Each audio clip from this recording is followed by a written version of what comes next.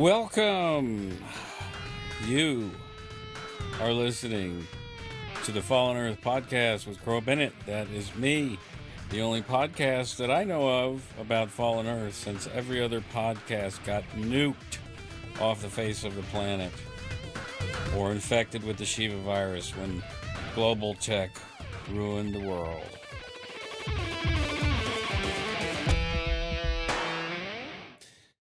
I am your host, Bennett, and we will be talking about all things Fallen Earth.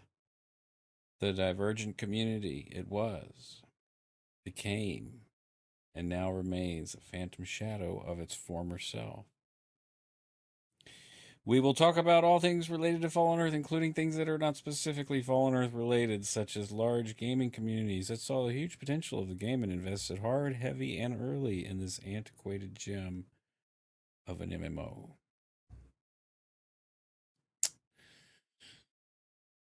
So, a skillful economy. I just got to say, that's where we left off. It's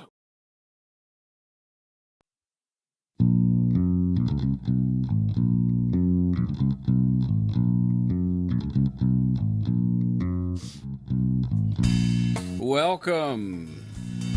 You are listening to the Fallen Earth podcast with Bennett. That's me. The only podcast I know of about Fallen Earth since every other podcast got nuked off the face of the planet or infected with the Shiva virus when global tech ruined our world. I am your host, Bennett, and we will be talking about all things Fallen Earth, the divergent community it was, became, and now remains a phantom shadow of its former self. We will not talk about... We will talk about all things related to Fallen Earth, including things that are not specifically related to Fallen Earth, such as large gaming communities that saw the huge potential of the game and invested hard, heavy, and early in this antiquated gem of an MMO. We could talk about all kinds of things, and we will. So, I'm gonna kill this track.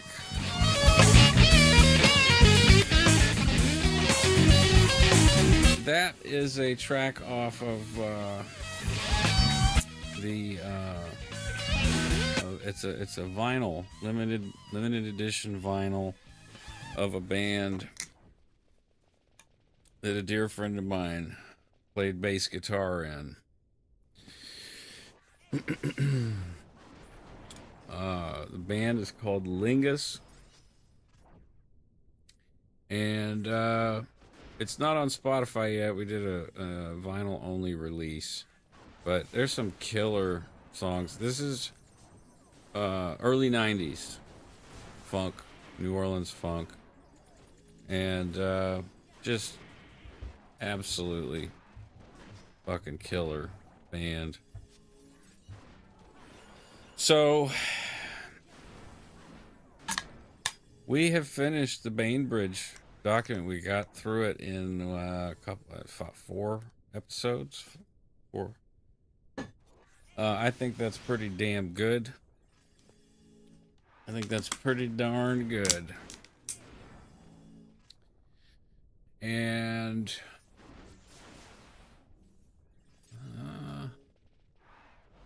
well, show notes here. I got a pitch to make for Hennerkin, who is a long Fallen Earth, long-time Fallen Earth player. I remember him from very, very way back. And let me just find. I'm gonna put the link in the description of the podcast. And he has finally made a store where you can go and purchase prints of the posters and the bunker bars that he made, that the developers put in the bars. I don't know if it was Icarus or G1. who did that, who put it in the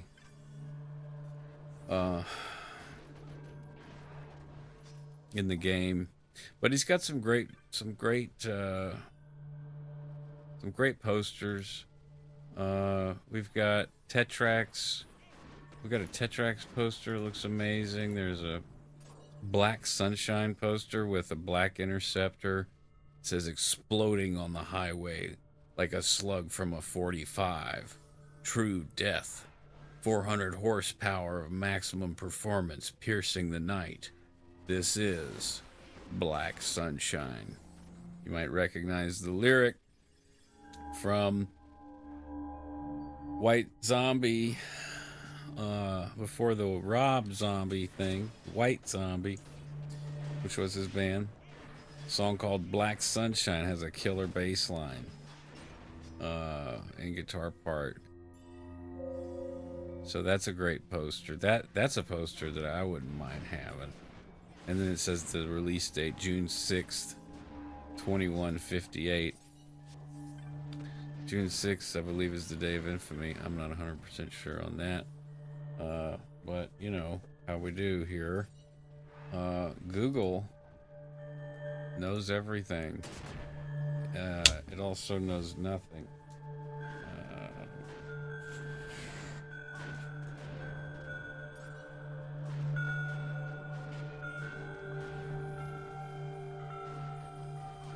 Day of Infamy,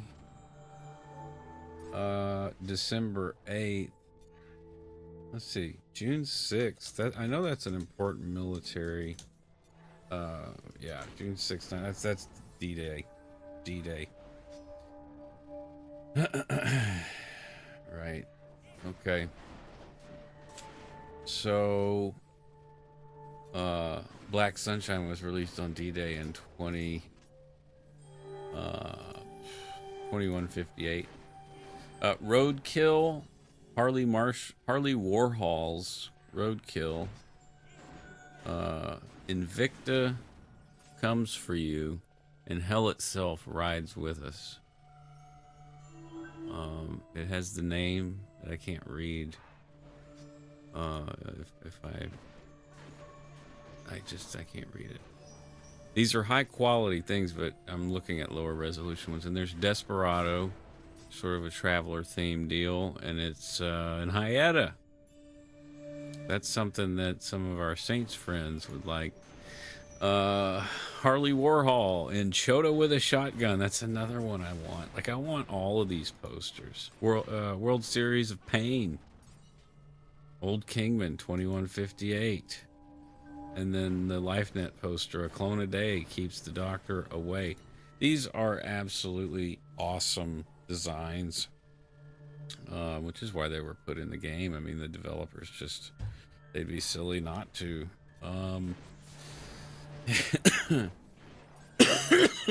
Excuse me. So, I'll post the link, but it's www.teepublic.com/user/JDTEE. That's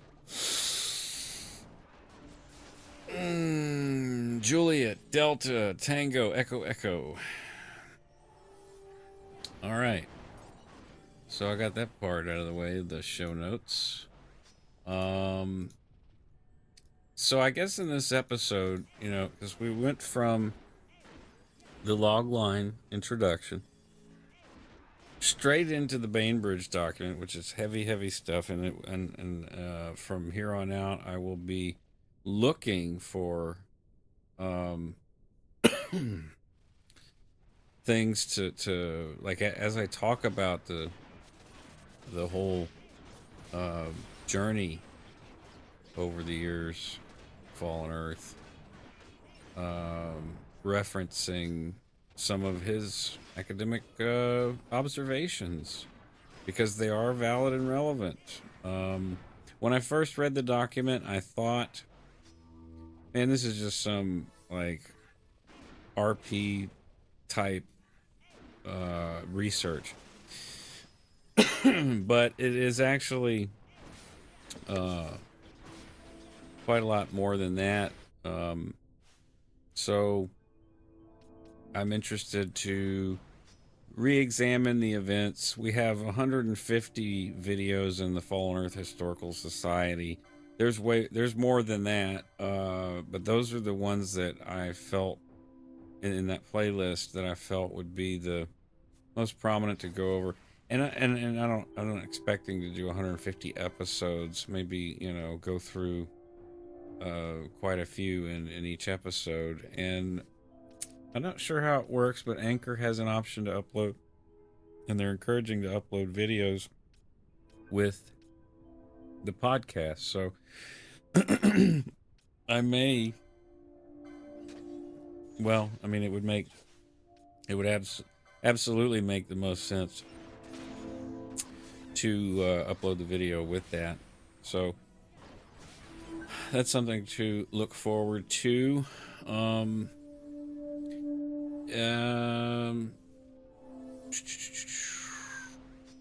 So the Nexus forums. I'm not sure if any of you are familiar with the Nexus forums or the modding community known as the Nexus. And the Nexus is a pretty large, at this point it's worldwide, extremely large modding community. If you play PC games and you play Bethesda games specifically, there are always tons and tons of mods being developed, and many times the features or the creations that are made by the modders are implemented into future games because they're great ideas. And if you're a game developer, or how that cycle goes, then feature creep is a real problem. So some of the systems that may have been implemented aren't. That's why cutting room floor mods are really popular, which just means stuff that never got officially, the thumbs up to publish with the game. And so I started in that community. Well, before that community, it was a Morrowind modding site back in 2006, and I got a copy of Morrowind on PC, could barely run it, and it came with this separate disc instruction kit, and I was like, what is this? And so I started digging around, and I just figured out how to make myself a chest to give me some decent starter stuff. This Morrowind was a massive world, and there was no fast travel. There was boat travel, silt strider travel, and then just regular old foot travel, and possibly some teleportation at the temples near Vivek and all that, or in Sothasil and all the eastern houses. Whole nother lore, whole nother world. But that's where I got started in game modding. And well, after playing a game that after many years I didn't game, and if I did, it was just console stuff. So coming back from California, I was there when Arnold was the governor, and he would come on the radio and say, "Flex your power now." Like no bullshit. That's what he said. That was the whole campaign. Flex your power now, and that just meant turn off any stuff that you don't need. Stuff that you don't need. They're like, turn off the fans, turn off your air conditioner, turn off, like, no, I'm not turning that crap off. But, so while I was in California for the most of the time, I was a staff Scientologist working for the mission of Melrose. And there's a whole story there if you're interested. I have a YouTube page that you can check out. I just republished it because after publishing initially before Leah Remini's show came out, I got freaked out. And it turns out later I was, had a good reason to be. But the reason I got freaked out the first time I published it was because overnight there were so many views. It was like 20,000. Then I published it again, and it seemed like the same 20,000 people watched it again. But, or a new 20,000 people. I don't know. The video's still under 30,000. But,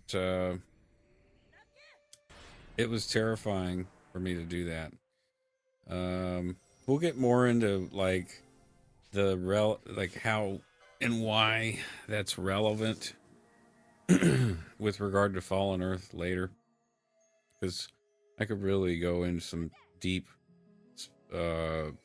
stuff with that,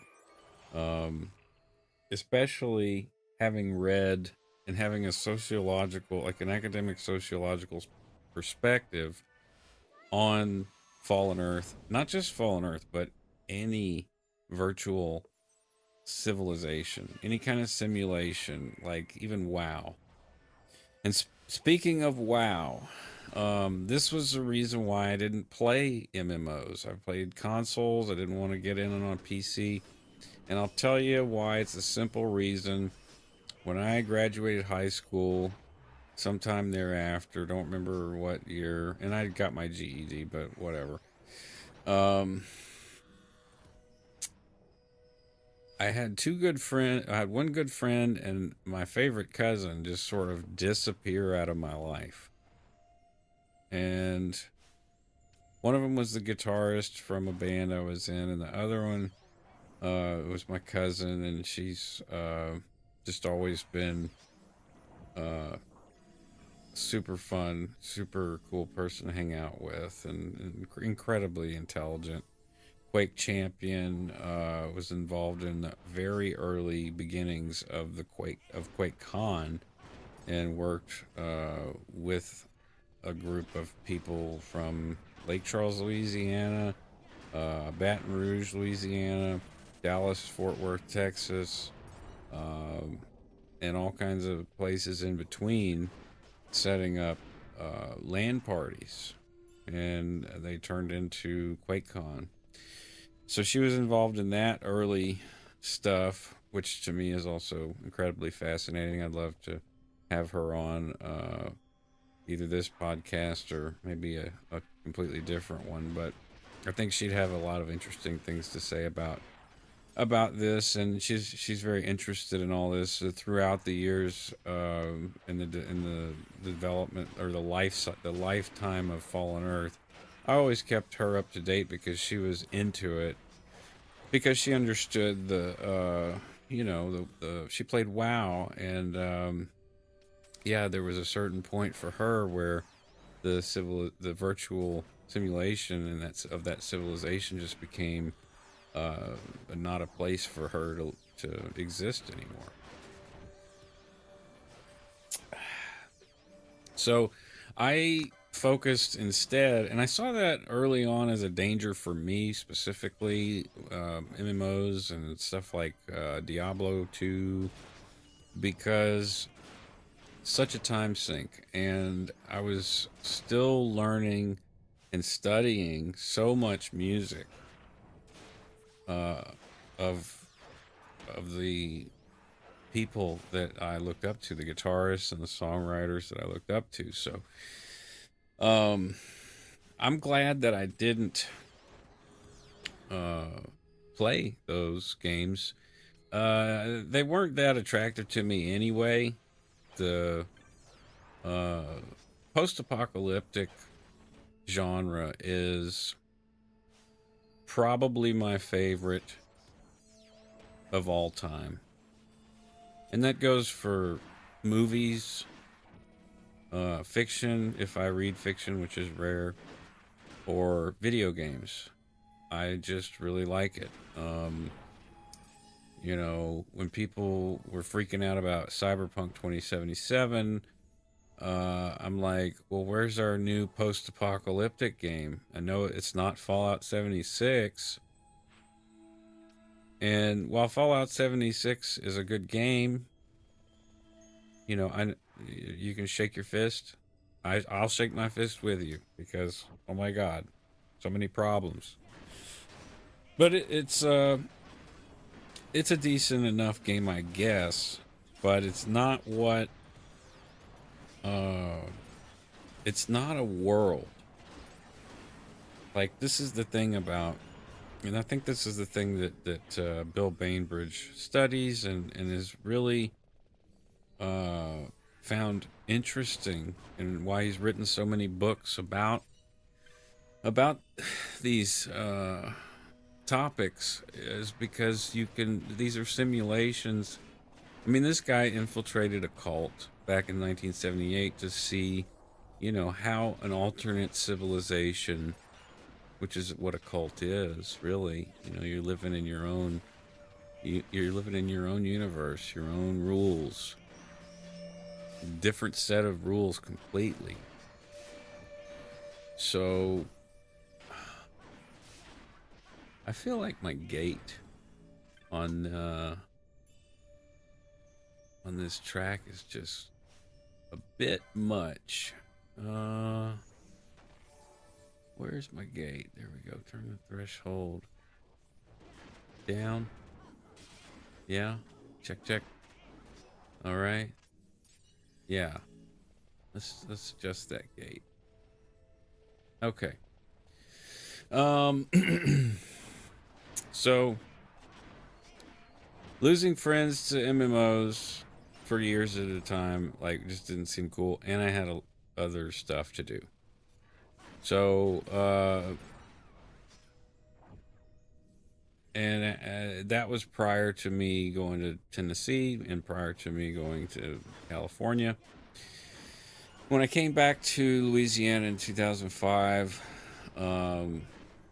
there were already several worlds, and a good friend of mine pointed out from episode 1. Her name is Fufu, and she said, you forgot to mention Ultima Online and other community. And I'm like, yeah, okay, fair enough. You know, these were worlds too. They still are. And some of them, Tabula Rasa, which was, I remember her talking about that so fondly and being so upset how it all turned out. So, you know, these are worlds and civilizations that real life people are creating. All right. So, and on some level, this point was lost on me in the beginning of my time in Fallen Earth, but on some level it wasn't. And again, more into that later. The Nexus forums, I didn't do well. I did some modding on Morrowind, as I said, but the website for the Morrowind modding thing, this is earlier. You know, this is 2006. File hosting and connection, and like you didn't have large mods. You didn't have, you know, if you did a big overhaul mod, you pretty much did it yourself if it required a lot of textures. And I don't even know how many people in the community had the resources to you know, like Maya and all this. I don't even know if Blender was out in 2006. I don't know. Maybe it was. Let's see. Blender release date, which is, it's a 3D editing tool. Yeah, Blender was released in 1994. So people were probably making creations, and I didn't have much interaction with the community with that community. But when Fallout 3 came out, or even when Oblivion came out, I was aware of the Nexus. But in 2008, I joined the Nexus community um, as Crow Bennett, and I had to make a username, and I didn't know what to make, and I was just trying to get a mod or something, and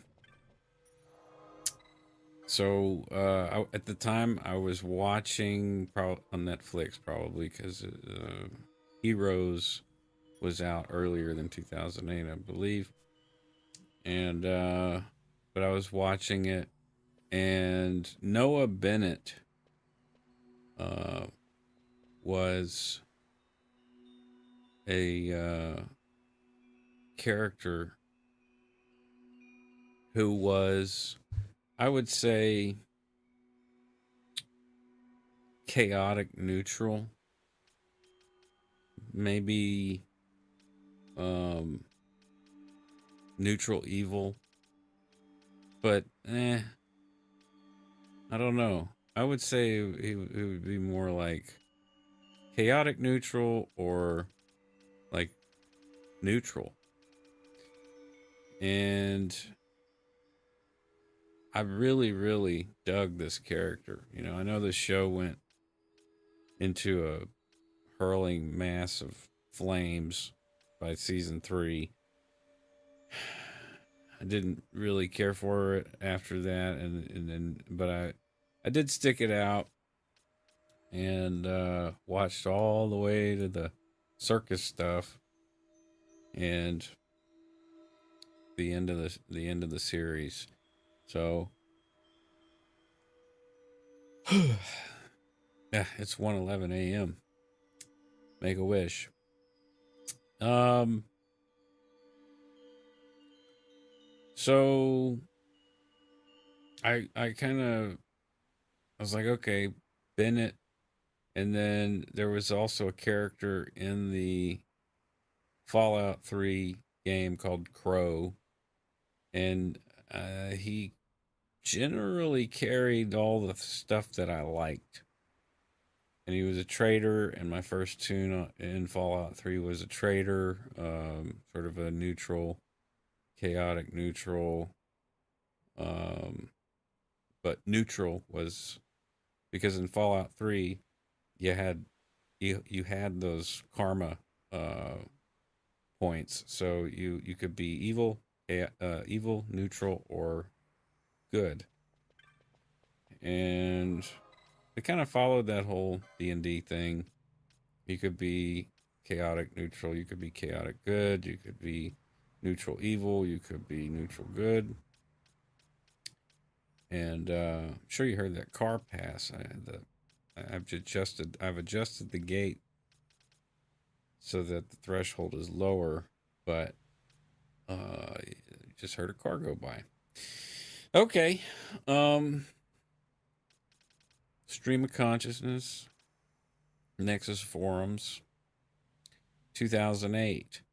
I start trying to. I have a studio in Lake Charles, Louisiana, analog studio, dual CRT monitors, Mackie 2482 board, uh, assortment of rack gear, Elisa's MIDI Verb, couple power conditioners, couple EQs, couple stereo EQs, mono EQs, and all that was run, into the board so that I could run it as inserts if I wanted. Somehow or another, I've figured out too how to through an Delta 1010 interface, automate things. Well, actually, no, it was not automation. It was real time mixing into the. At the time, I was using Cool Edit Pro. So I'm not sure if Adobe had purchased it yet, but it wasn't long after that. I'm curious. We're curious here.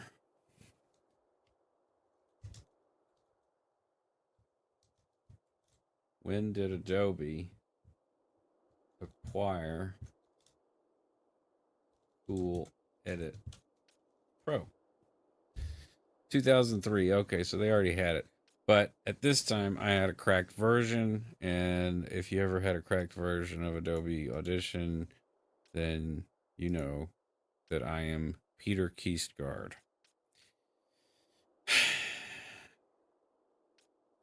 So I was doing some recording with bands in the area, demoing out various albums and projects. Um, I did the Ashes of Babylon's first demo. You can check them out on Spotify if you like. They're a reggae band from Lake Charles, but toured out of Austin for years and shared the stage with some pretty great reggae artists. And I guess my favorite song of theirs would be Black and White. So, I was looking into this mod community. There was a separate forum. There was the mod community, the Nexus, and then there was the Nexus forums. I started going onto the forums and trying to figure out like how can I get voices in the game, and no one had a real good answer for that. I made couple connections. One with a modder named Jasus, and another named Skips. Well, Cipsis. I always pronounced it Skipsis, but it might be Sipkus or Kipkus or Kipsis. And one was a scripter, and the other was a programmer. And they worked on the Jasus Commonwealth of Modders mod. And Jasus was very nice, very helpful. Whereas some modders and programmers and stuff were, just kind of blow you off. Like if you didn't have a certain level of knowledge in their field and you're trying to talk to them about it, like, I mean, it's the same in my field. If I have someone coming into a studio to write some music, which at this point in my life, this would be rare because I do a lot of vetting before someone comes into a studio. But someone says like, I got some songs and whatever, I'm going to listen to them. I'm going to sit down and check out their tunes, and they may be great. But if they don't have any,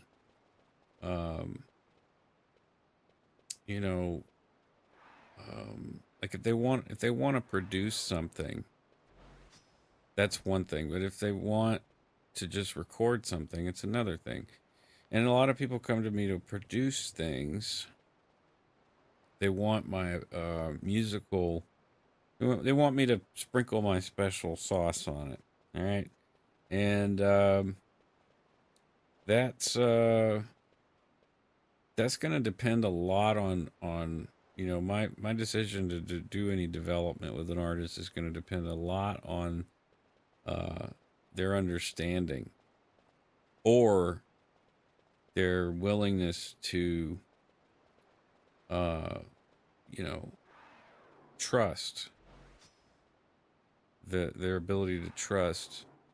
If they want me to produce something, then they need to be able to trust me. So same thing happens. What I'm saying is the same thing happens in other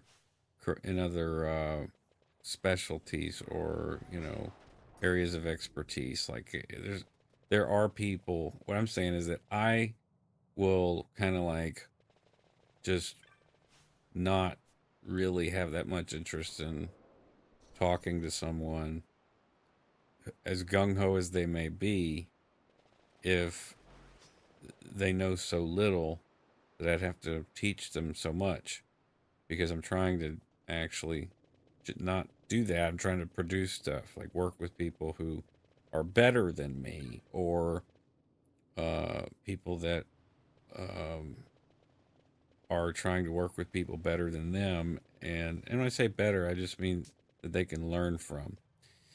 And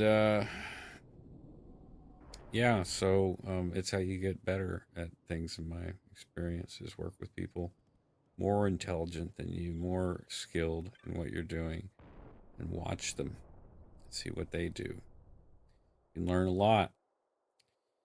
So, um, I had a couple of friends who were voice actors, and my cousin Annie, that I spoke of, does many amazing voices, an incredible range. And so I had them record some dialogue for some mods, and they're still out there. One's called Joey's Warehouse for Fallout 3, and the other uh, is part of the Commonwealth of Modders mod called Jace's Commonwealth of Modders. And that's a fun mod. That was the biggest mod I ever worked on, and I was probably the least experienced, but I was also one of the only audio uh, experts of the community. So we had figured out, me and Jace's had figured out that we could use the lip files. We could take whatever audio I recorded and throw it in the Oblivion CES construction kit, or CS, Oblivion CS construction kit. Load the waveform, process the audio, and then in the folder, in a specific folder, it spits out a lip file, .lip. And they're the same type of file that's used in Fallout 3. So so from that point on, all of the mods that had voices could now have their faces moved, their face move whenever speaking. It was kind of huge. If you go on my YouTube, I guess I'll try to remember to link that in the podcast notes. You'll see that my GEC tutorials on that specific thing have quite a lot of views, 20,000 or something. And that's just me showing people how to do audio stuff. And I published that as a resource on the Nexus forums, and I published it on YouTube as well. Now, at a certain point around whenever Fallout New Vegas came out, there was a lot of people in the community, some modders that we didn't really know because we were working on our own project, but that had their code used in Fallout 4 or Fallout 3 New Vegas. The ones I remember specifically were the Iron Sights mod, and some of the survival mods. So, like there was a survival mode mod, and that got shipped with the game, and so did the Iron Sights aiming. It's a pretty big upgrade from Fallout 3, where there were no iron sights. You just zoomed in and relied on VATs mostly and raw attributes. So, it's 1:23. Every time I look at the clock lately, it's, one of those things. 12:34, 1:23, 1:11, 5:55s.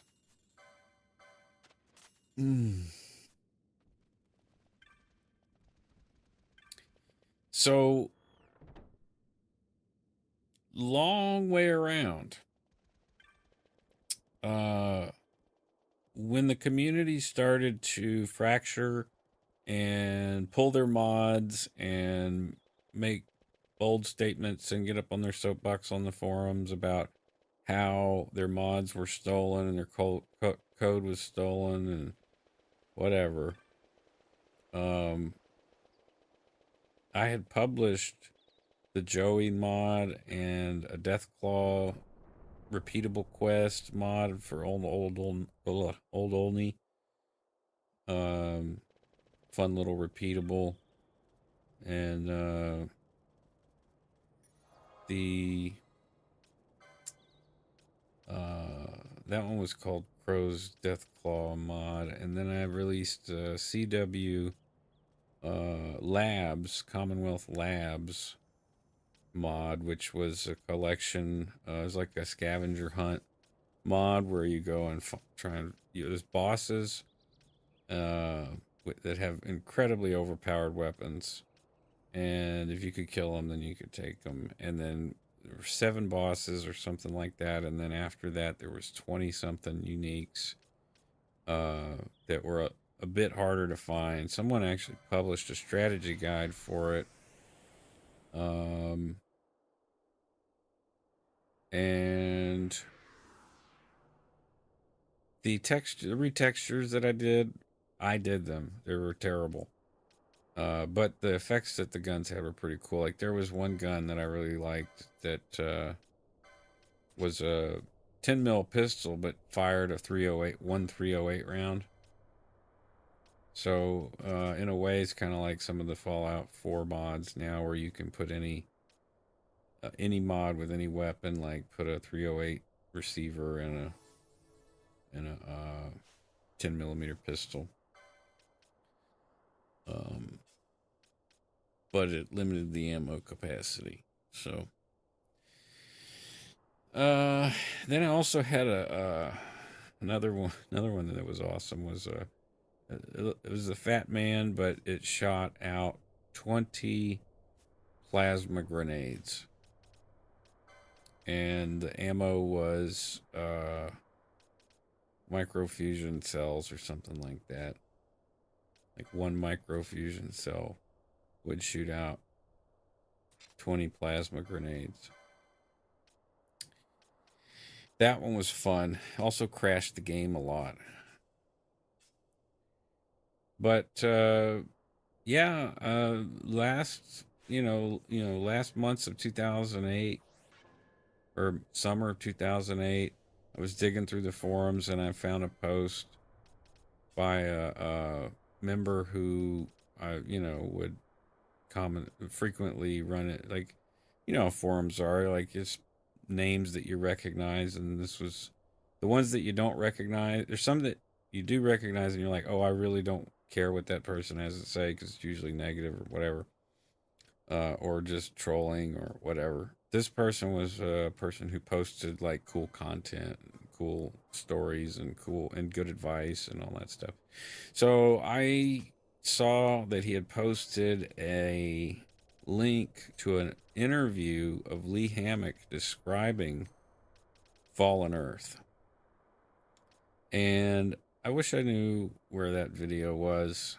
Let me see if I can find it really quick. That would be awesome. And if I can't, I will try to find it, put it in the show description. Lee Hammock describing Fallen Earth. 07 Fallen Earth interview with Lee Hammock. That's just the transcript. Maybe a video. No.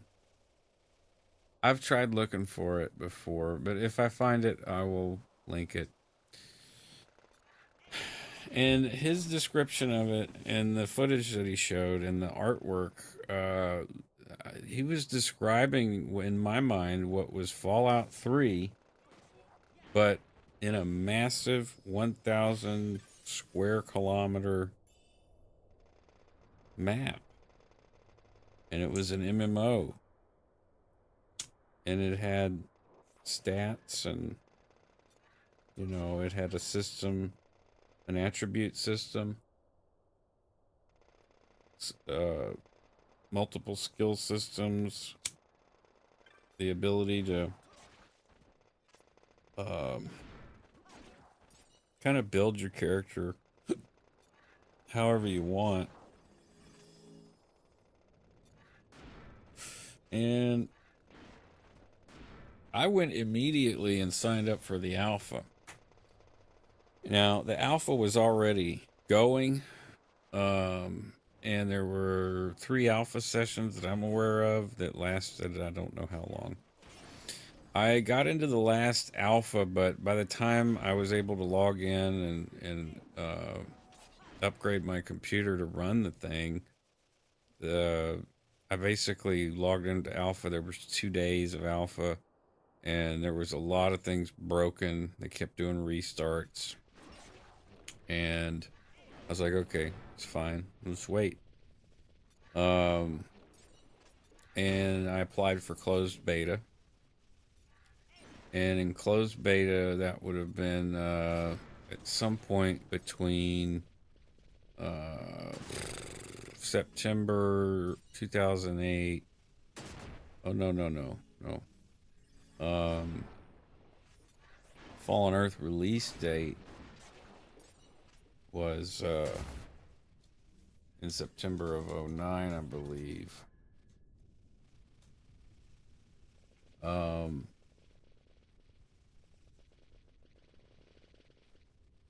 No, not classic. Okay. Oh, yeah, September 22nd, 2009. So the closed beta would have been some point 2 or 3 months before that. So July, June, July, August. Yeah. So June, July, August, on and off, closed beta tests, and it wasn't up the whole time, but towards the end, when they felt that it was stable enough, they announced that they were going to launch, and they let us keep all the alpha, beta, all the alpha and closed beta. Yeah, so alpha, closed beta, open beta, and then the release. So alpha, I believe, was the session that I was in. There were 2 prior, but that I'm aware of, was in the summer of 2008, and then closed beta was in the summer of 2008 or fall of 2008, and open beta was definitely in the fall, because release was, I think, 6 weeks. Open beta was like 6 weeks, and then it launched. So my thoughts on that, like from alpha to beta to release, I was absolutely amazed at the size and scope and the time it took to get from one place to another, and the crafting and the combat and the harvesting. The node system was incredible. It was like a dynamic node system that was all this stuff was written in OpenGL, and nowadays I know how much of a feat that is, but back then I didn't know what the problem was. But there was problems with the dynamic loot spawns, because there would be random, you could just go out and explore and find giant loot caches, and if it's prospecting, and so, like, and there was vast territory to explore. So like you just be riding out in the middle of nowhere and see a whole bunch of nodes. Later, that became the resource hammer nodes. It's the same mechanic, but those used to occur. They were able to occur anywhere on the map, not just specific coordinates. So, if you could imagine, that would put quite a load on the server or on the code. With everything else, the server runs and Alec Masters runs with that in OpenGL. So getting a little into the code and stuff here, but my experience from alpha to beta to release was magical for me. Like I said, I saw people play MMOs earlier, and I saw it like crack cocaine. Like, not even once. And Fallen Earth, not even once. So I start getting really invested in this world, and it just so happened to be not that big of a problem because my fiance at the time, she has very, very bad social anxiety, and we tried to go out. I was a gigging musician at the time, playing 3-4 nights a week, and she just would drink a whole lot really fast, and um, she was just because of her anxiety, and so I saw it as an opportunity to socialize at home because it's an MMO and there's people, right? So this whole social aspect, like I said, in some ways it escaped me and I wasn't aware of it. In some ways I was completely aware of it. The virtualization of socializing fascinated me. The community fascinated me. The environment and the type of player that the game attracted was way different than any other games that I had seen other people playing. And having been a Scientologist, having sort of a already default mode post-apocalyptic, the world's going to end if we don't clear the planet, I was enjoying immensely this simulation of a destroyed planet because that is what I saw in my mind at that time, the inevitable conclusion for humanity if they didn't embrace Scientology.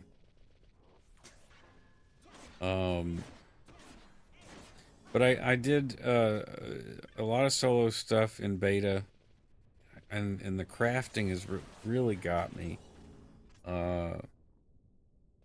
The clans were interesting. There were so many groups popping up for so long. I remember large guilds in the beta and in the alpha.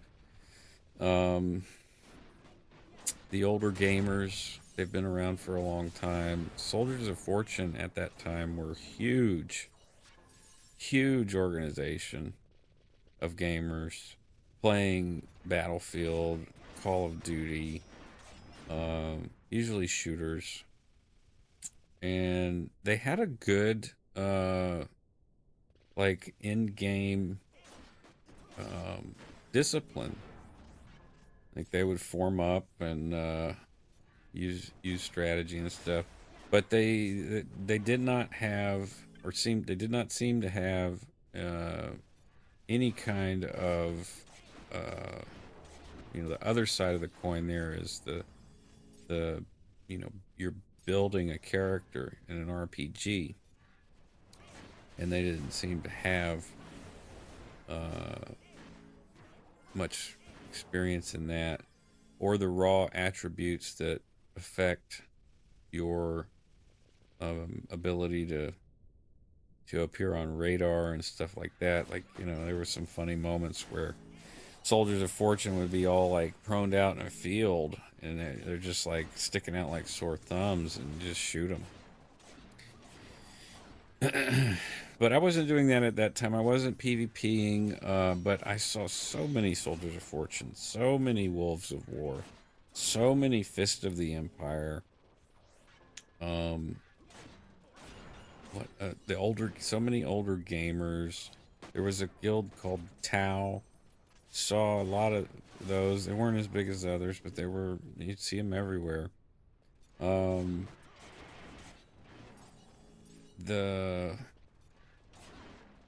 There were small guilds, specialized guilds just for crafting. I couldn't begin to name them all. There was so much activity. There were so many groups. It was like corporations in Eve.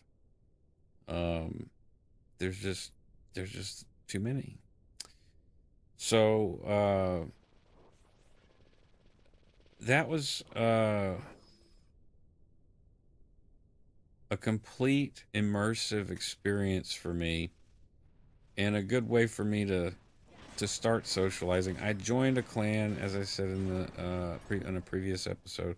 I did join a clan called Drifters, and there was a lot of those people running around.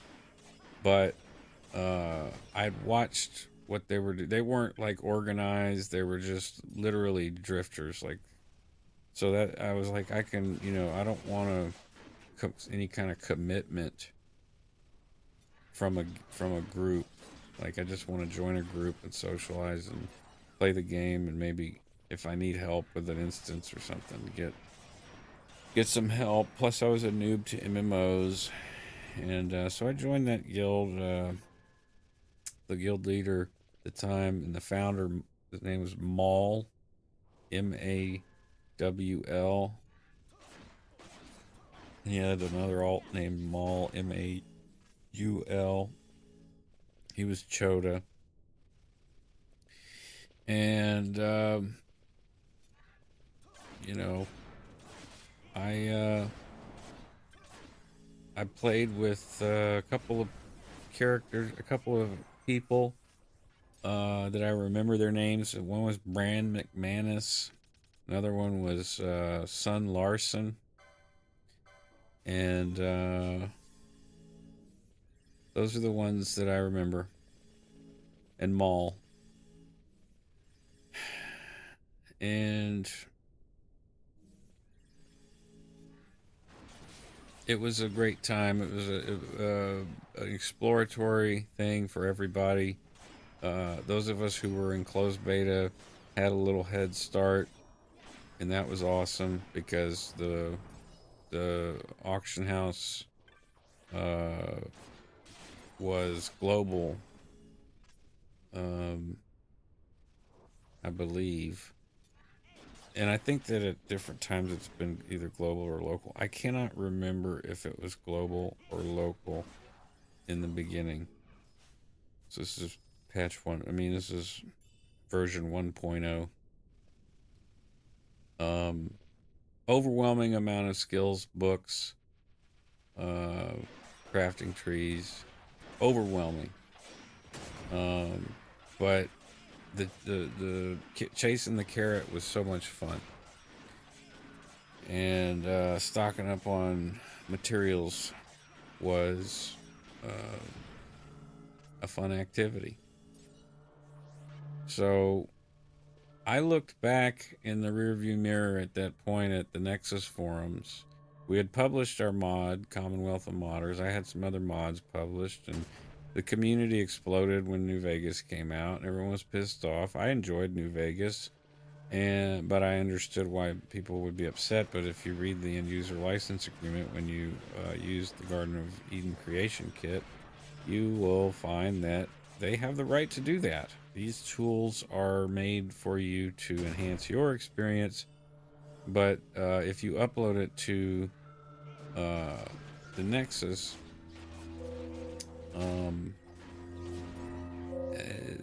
anything made with those tools Doesn't matter if it's uploaded to Nexus or not. They find it and they like it. They can use it if it was made with the tools, because they're providing you those tools for free. And they develop those. These are in-house tools that are kind of dumbed down. And so anything made with it, they have access to and can use in future releases. And I've seen that time and time again throughout the years. But I pretty much, I would say that at that point, I just kind of left the Nexus community behind, because Sipsis and Jasus had seemed to have gotten jobs in the gaming industry. Skipsis skipped out before the mod was complete. He had gotten a job doing scripting.